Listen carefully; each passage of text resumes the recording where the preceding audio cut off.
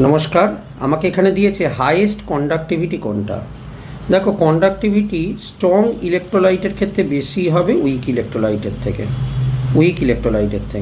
তো এটা হলো উইক ইলেকট্রোলাইট, তাই তো। তাই এটা এই অপশানটা বাদ চলে গেল আমার কাছে, কিন্তু এই তিনজনই হচ্ছে স্ট্রং ইলেকট্রোলাইট। এবার কন্ডাক্টিভিটি আর একটার উপরও ডিপেন্ড করে। কন্ডাক্টিভিটি যত কম সাইজ হবে, যত লেস সাইজ মানে 1/, সাইজের উপর ডিপেন্ড করে। সাইজ যত ছোট হবে তত কন্ডাক্টিভিটি কী হবে, বেশি হবে। এবার দেখো, এর মধ্যে দেখো Na+, K+ এবং H+। তাহলে দেখো H+ এর আয়ন সব থেকে স্মল। আবার দেখো এখানে ক্লোরিন আছে, যদিও উপরে ক্লোরিন আছে, কিন্তু এর আবার Na+টা বড়, তাই না? তাহলে Cl- ছোট কম্পেয়ার টু বাকিগুলো, তাই তো, কারণ NO3- অনেক বড় সাইজ।